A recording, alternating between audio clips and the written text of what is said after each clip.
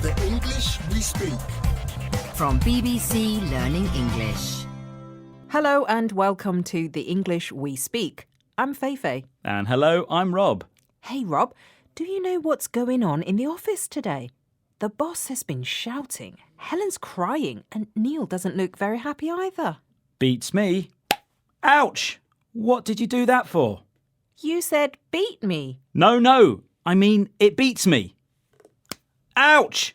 You're strange, Rob. No, Feifei, I said it beats me to mean I don't know or I don't understand something. I knew that, Rob. I just liked hitting you with this stick. Ha, very funny. Shall we hear some examples? Oh, it beats me how Stephanie ever got that promotion.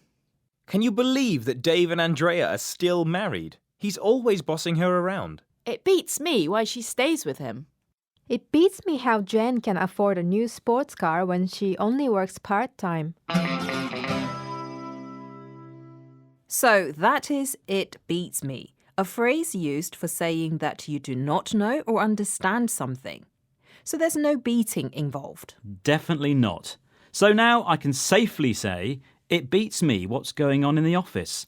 I haven't got a clue. Well, the situation seemed very tense, and the boss was shouting something about mice. Mice, yes. Well, in that case, it could be that I left my lunch on my desk overnight, and it's possible the mice have found it and eaten it. They do get everywhere. Mice? In our office? I hate mice. Ouch! Why are you beating me again? I think it's time to go. Bye. Bye. The English we speak. From bbclearningenglish.com. Hello and welcome to The English We Speak. With me, Feifei. And me, Roy. Have you heard that new song by your favourite band, The Spinning Lizards of Doom? Yes, it slaps. What do you mean the song slapped you? Are you okay? Yes, I'm fine. We use the expression it slaps or that something slaps to say that we think something is amazing. Oh, right. Wait, you think that song is good? It sounds like a squirrel fighting with a tin can in a bin. Roy, all of their songs slap. You don't appreciate it because you have terrible taste in music. I knew you were going to say that. I'm not even going to start speaking about films. Good. Well, let's talk more about things that slap right after these examples.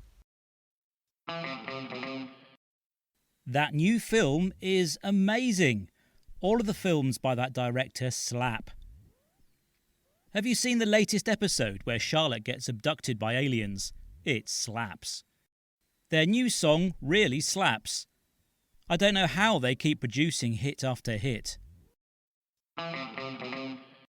You're listening to The English We Speak from BBC Learning English, and we're talking about the expression, it slaps. If something slaps, it means that it is amazing and really good. For example, my t-shirts and video games that I love, they all slap. I'm afraid to say that nothing you like slaps. But have you heard this secret song by the Spinning Lizards of Doom?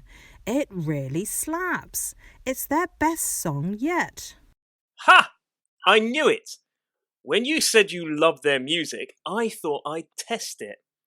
That's not a song by the Spinning Lizards of Doom. It's a song by my favourite group, Rob's Biscuit Band. What? No, it can't be. What have I said? I've always believed that my taste in music slaps, and now I have proof. Just admit it, it slaps. Fine. I suppose this song isn't terrible. Bye, Roy. Bye. The English we speak. From bbclearningenglish.com. Welcome to the English We Speak with me, Jiaying. And me, Rob. Hey, Jiaying, have I told you about my amazing weekend? No? Well, I met some friends, played football in the park, had one of those delicious ice creams from that new shop, then went shopping and bought some new jeans and this jacket. Rob, stop. Why? I'm wearing my new jacket now. Don't you like it? It was such a bargain. And then what I did after... Rob, just zip it. Zip it? Oh, OK. I'll zip it up, if that'll cheer you up. No, zip it. Stop talking. When we ask someone to zip it, we simply mean be quiet, stop talking. It's a bit rude, but sometimes necessary if someone keeps on talking. Listen to that. Peace and quiet. That's better. Oh, OK. Maybe we can hear some examples now? I had to ask her to zip it. Nobody else could say what they thought. Just zip it, will you please? We've listened to you enough, and what you're saying is rubbish. Eventually I told him to zip it. I'd heard enough of him complaining about how much work he had to do. You're listening to the English We Speak from BBC Learning English, and we're talking about the expression zip it. It's what we can tell someone who is talking too much to do. Be quiet. But be careful, it's not very polite. Can I talk now? Yes, Rob. OK. Do you not like my new jacket? I love it, but I've got a headache and you were talking too much. Oh, sorry to hear that. What you need to do is drink lots of water, stand on your head, or is it lie down, and then eat lots of chocolate. And then what you've got to do is... Can you zip it again, please? You are talking too much. Shall we just agree not to talk for now? Oh, yeah, OK. I'll zip it if you do. Bye. Bye, Rob. The English we speak. From bbclearningenglish.com. Hello, I'm Neil. And hello, I'm Feifei, and welcome to the English We Speak. Now, Feifei, here's a question for you. If you had some news, what would you do? I would tell someone, of course. Yes, but some good news, some amazing, incredible news about yourself. Like, for example, I'm having a baby. Are you really? No, of course not. But if you had exciting news like that, how would you tell people? I'd use social media. Tell all my friends, tell everyone in the office. I would shout about it, but not literally. Exactly. Which is why, in English, we say we would shout it from the rooftops, which means we would share some information publicly so everyone knows. I guess this is how people shared important news before TV, radio and the internet had been invented. Exactly. They would climb up somewhere high and shout it out. Let's hear some examples. Congratulations for getting a first in your degree. You should go and shout it from the rooftops. I know you won the lottery, but don't shout it from the rooftops, otherwise everyone will be after your money. We all know Ming is in love with Ji-Yun. He's been shouting it from the rooftops. So to shout something from the rooftops means to tell everyone your good news. Hold on a minute, Neil. I do have some good news. I'm getting a pay rise. Sorry, what did you say? I'm getting a pay rise! OK, no need to shout, Feifei. Be careful. There are some things you don't want to shout from the rooftops. That news will just upset people. Like who? Well, like me. I didn't get one. But congratulations anyway. Bye. Bye. The English we speak.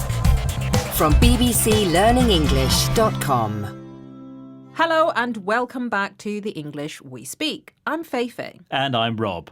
Now, Feifei, do I have a story for you? Oh, do tell. Well, I was out shopping at the weekend when I ran into Neil. OK. Well, we decided to get some lunch together when who should we run into but Dan? Dan from the office? No way. Well, it gets weirder. Dan joined us for a bite to eat, and then we saw Sam and Sian getting lunch together as well. It was a big, unplanned BBC Learning English meetup. That's unbelievable. It's a small world, isn't it? Feifei, what are you talking about? It's a massive world. Over 190 countries, more than 7.5 billion people. It's enormous.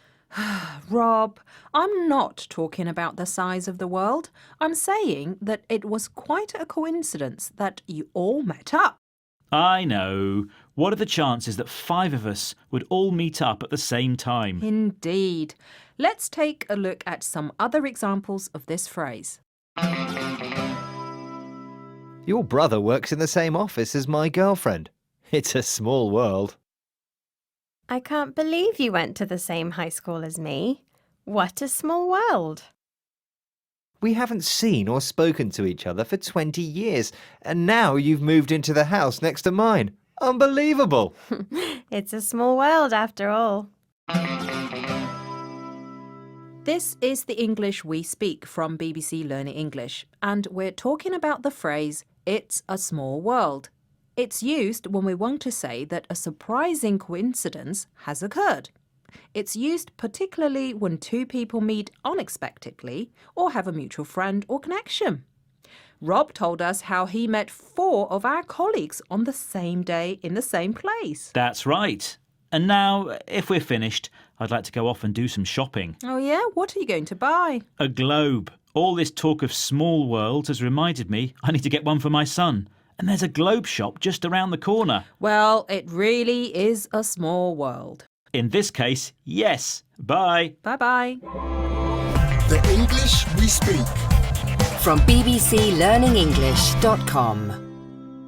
Hello and welcome to the English we speak. I'm Feifei. And hello, I'm Neil. Oh, what's that smell? Rob's homemade cooking. Rob cooks? Yes, he does.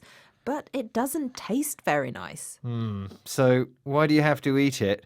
And why do you have to make the studio stink of it? Well, I don't want to offend him. He keeps giving me his homemade food and asking me for some honest feedback. And I just tell him it's interesting, unique, special. Oh, Feifei, you need to keep a lid on it. Well, if you think that'll stop the smell, I will. That's not what I meant. Although it's a good idea. If you keep a lid on something, it means that you keep something under control to stop the situation getting worse. OK, Neil. Here are some examples of this phrase in action. I couldn't keep a lid on my feelings about the rota, so I shouted at the boss. With rising food prices, it's hard to keep a lid on how much I spend at the supermarket. This is the English we speak from BBC Learning English, and we're looking at the phrase to keep a lid on something, which means to keep something under control and to stop the situation from getting worse. But this isn't the only meaning, is it? No, if you keep a lid on something, it can also mean you keep something secret, like this. I've heard that Daisy is expecting a baby, but keep a lid on it until it's official. OK, Neil, you're telling me to keep a lid on things by telling Rob to stop giving me his homemade food. Yes, unless his cooking is amazing. It's not. Right, well, tell him that you're on a diet or you've become vegan, and that should stop him. And I will keep your little lie a secret. You mean you'll keep a lid on it? Exactly. But in the meantime, could you actually keep a lid on that box of food, please? It stinks. OK, right. I'm off to speak to Rob. Bye. Remember to be firm and say what you mean. Oh, hi, Neil. Feifei doesn't seem to want this delicious food I made. Would you like it? Go on then. Looks lovely. Bye. The English we speak. From bbclearningenglish.com. Hello and welcome to the English we speak. I'm Feifei. And I'm Neil. Ooh, what's that parcel you've got in your hands there, Neil? Looks exciting. It's a present. A present for who? For you. For Christmas. Christmas? It's a bit early, isn't it? Well, I saw these and I just knew you'd love them so much, so I bought them. I can't wait till Christmas to see your face. Go on, open it now. Oh, you're too kind, Neil. OK.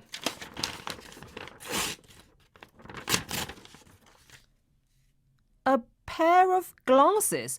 Harry Potter glasses. Aren't they brilliant? Go on, try them on. I look ridiculous.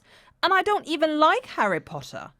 Oh well, it's the thought that counts. It's the thought that counts. An excellent expression, Feifei. If someone gives you a present which you don't like, you can say, it's the thought that counts. It's a polite way of saying you appreciate the effort and the kind thought a person had when they bought you a present, but you don't like what they bought. Let's hear some examples of this expression, which is particularly useful around Christmas time.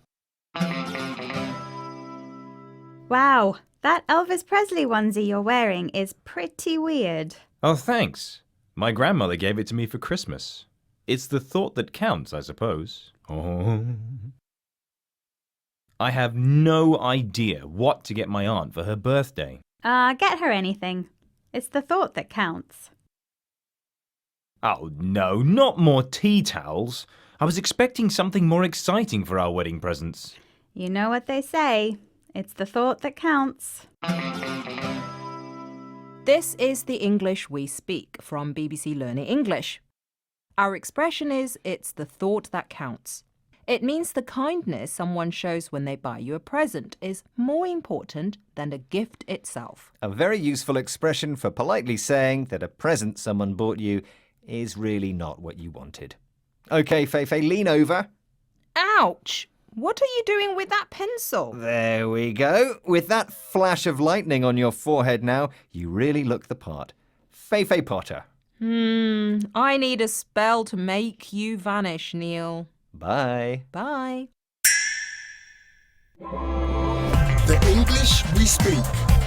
From bbclearningenglish.com. Welcome to the English we speak with me, Jiaying. And me, Neil. What is that? What are you eating? Oh, just some really expensive cheese.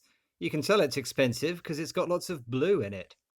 I don't think it's meant to be that colour. I think it's mouldy. It's the smell for me. What? The smell for you? You mean you want to smell like the cheese I'm eating? Definitely not. We use the form it's the plus a person or thing followed by for me at the end to say that something or someone stands out, and it's often used to highlight what's wrong. So, like I said, it's the pungent smell for me. You know, I think it's the fact it's covered in blue stuff for me. I might stop eating it. Good idea, Neil.